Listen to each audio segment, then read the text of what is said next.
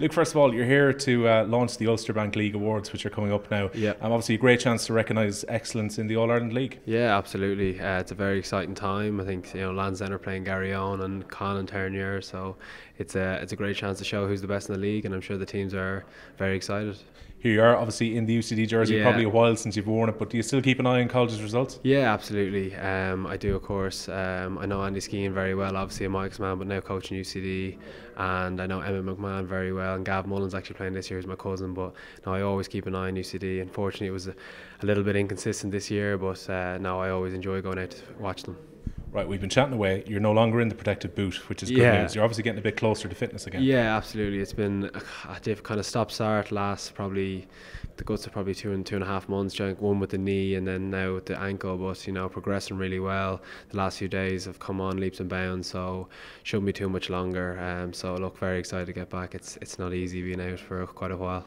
They were saying to us last week you were close enough, maybe coming towards the European semi-final, but it must have been a big frustration to have to watch it. Absolutely, it was. I think when you play for so long, the competitor in you wants to play absolutely every single game, let alone the ones in the Aviva, semi-final of the European Cup. After last year, what happened in Claremont, you wanted to kind of play in that semi-final and right those wrongs, but the way the boys performed, watching, it was just an incredible game, and against such a good side like Scarlets, what they did to us, 12 months previous, it was brilliant.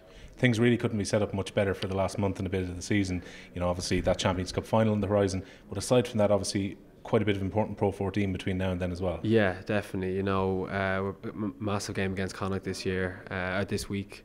Last year we managed to get the better over them in sports ground, but we know it's John Muldoon's last game. They're going to be really up for it, and it's a very difficult place to go and play and definitely get a win. So no, it's going to be exciting to watch, and like you say, it's brilliant to have so many competitive games left. With the final coming up, and then obviously hopefully all going well, maybe a semi-final and a final, but a lot to play for. For the guys who play against Connacht this weekend, I'm sure they want to keep the momentum of the winning going. They don't want to leave a result behind them here. 100%. I think the massive mistake we made last year is our last game was get down to Ulster, and we didn't perform very well. It was probably one of our poorest performances of the year, and that halted the momentum going into the Scarlet semi-final last year. So we've spoken a little bit about that, and hoping, like you say, the momentum, it brings a lot to the squad. News this week obviously breaking about Issa and Richard Strauss as well. The two guys are going to be gone at the end of the season.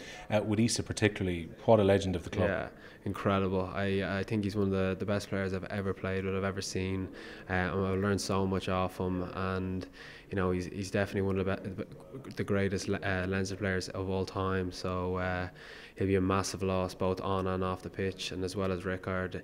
He's been unlucky with a lot of injuries the last couple of years, but for those two Heineken Cups that he was a part of, he was one of the first names on the team sheet almost. So they'll both be sorely missed, and we're hoping to finish the season strong for them, to give them a good send off they deserve. You couldn't give Issa any better send off than a 4th European medal. Yeah, exactly. I suppose that's a target. We'd love to be able to give him that send off, and we're going to do 100% everything we can do to do that. In terms of, I suppose, your own fitness now at this stage, you say you're pretty close to coming back. I'd imagine this weekend comes a bit too quickly for you? Yeah, maybe a little bit too close, but no, look, the last couple of days especially have been really good, so I've been happy, and it shouldn't be too much longer. Obviously you've had your own frustrations with injury. You mentioned the knee injury during the Six Nations as well. You must feel for Seanie O'Brien at the moment, though. Every time he comes back, he picks up another knock. Yeah, sickening. It's very tough on him. Especially when you're in there every day seeing him, and it's not easy. Come back against Scarlets for a part of the first half, then getting injured, and then coming on against Treviso, coming off at half time. So it's not easy at all, and he's such a talented player. But I spoke to him about the operation he had the other day, and it went well. So he's very positive and looking forward to next year already. Is it tricky at international level for you, because you're kind of establishing yourself as Conor Murray's understudy, but it's hard to be understudy to a guy who's playing in almost World Player of the Year form? Yeah. Conor's been brilliant all year. I think I have like 6 caps at the moment, and just every time I get into camp, you're playing with worlds like some serious class players, and you're just trying to learn off them the whole time. And I've been trying to learn off Conor every time I'm in there. I'm kind of seeing the way his game goes, and seeing if he can give me a few pointers, and he's been brilliant. And there's a lot of competition at 9 at the moment for the Irish team, so that's brilliant as well. But yeah, look, he's been amazing this year, and we'll see what happens. You'll probably be hopeful, injury permitting, that you get a bit of game time in Australia this summer as well. Yeah, that would be a definite goal of mine. I suppose I just need to narrow the focus now, because I've been injured for so long that I just need to focus getting back out into the pitch with Leinster, and then if that comes, it comes, and that'll be amazing. But we'll take it one step at a time. Which means that big date in the calendar is the weekend of May the 12th in Bilbao. That's what you got to aim for. 100%. It's that's exactly what my aim is at the moment. It's an incredibly exciting time in the club at the moment, and I think everyone's very, very, very excited about it. You speak about that excitement. Has that come across in training this week as well? Yeah, definitely. I think coming off the Scarlets win as well, it gave the whole squad a lift, and it's almost when you see the lads you train with every day put on a really good performance like that, you want to get the next game and see lads who get opportunities this week to put on a lift the standard, and we'll see what happens this weekend. I know we're talking about injuries a lot, but when I watched Robbie Henshaw at the weekend, scary. I thought he's going to come off after an hour, tops you're going to have him, but he was still throwing in big tackles. Only a few weeks after he had his shoulder reconstructed. Yeah, he was phenomenal. I thought he was one of the best players on the pitch. I don't know if you probably agree, but he was brilliant. I sit right beside Robbie in the change room, and for the last 10 weeks I've just seen him in there every single day, rehabbing away on the watt bike, in the pool sometimes, and he's his recovery, it was phenomenal, and he was incredible at the weekend again. It must be enjoyable as a scrum half to play. You've got Johnny Sexton coming off your right shoulder, Gary Ringrose and Henshaw's receivers just beside him as well. That's not a bad three to be passing the ball out. No, absolutely not.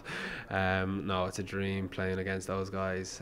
They just lift your standards every single day in training and on the pitch, and they're unbelievably talented. I'm actually older than Gary and Robbie, but the two of them have played with such class. But no, I love playing with Johnny as well. He's so much experience, played at the highest level, and playing with him only improves my game. I know he's a competitor for the 9 shirt with you, but what did you make of Jamison Gibson Park's performance last weekend? I thought he was brilliant. He was really, really good, kept the tempo up really high, brought in the forwards. The rucking was so good that he loves playing off the quick ball, and I thought he was excellent. As well as Nick came on and make a big impact as well. So there's massive there's competitiveness throughout the whole squad for every single position, and like you say, the final on May 12th, everyone's going to be gunning for those starting 15 and the 23 shirts. So training's going to be heating up this week and next week. You won't begrudge Nick a bit of game time as well, because I guess it's important for him to get some game time, because a lot of the conversation around scrum half when you've been injured a few times this year is, does James Lowe get left out, does Scott Fardy get left out? People kind of forgot about Nick developing as well. Yeah, absolutely, and I've known Nick through school. I was 2 years ahead of him in school. He's always been a great player, and he's developing really, really well. I thought he came on against Scarlets and closed out the game very well. So like you say, it's going to be a competitive time, and everyone's looking forward to it. I was asking you about the task this weekend for Connacht, because I was actually in the sports ground a couple of years ago when you lost in the year that they went on to win. Yes. What was the Pro 12 at that point? I think, wasn't it? Yeah, it was an absolute rotter of a game. I remember I think Jamie Heaslip dropped the ball towards the end of the game where you maybe could have snuck it at the end. But in terms of them as competition, never easy to go to Galway, obviously. I know it's a cliche. No, absolutely. I think I've been there 4 times and won once. I've got beaten very well twice in them, and then obviously that 7-6 game, so it's obviously a very difficult place to go. But the lads have worked hard this week. Like I say, it's seeing Scarlet's game last week has really pushed the lads on to up the level, up the standard, and it's been a good week's training. So hopefully they can go down and get the job done. But Connacht are an incredibly competitive side, especially at home. Do you reckon the Treviso game sharpened the minds a little bit a few weeks ago as well? Because I know everyone was saying no slip-ups, no complacency. Yeah. But I think, was that a kick up the backside?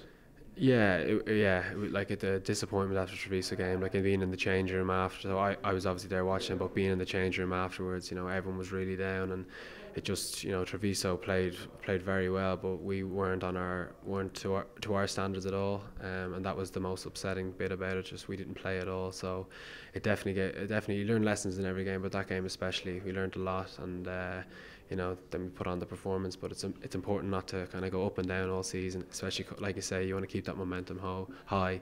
So that's what we'll be trying to do this weekend. Luke, it's great to hear the ankle is healing up pretty well. Thanks. Best of luck getting back for the 12th. Thanks very much, appreciate it. Thanks a million for watching. If you want to subscribe, well, there's the button right there. If you want to see more videos, hit that down there.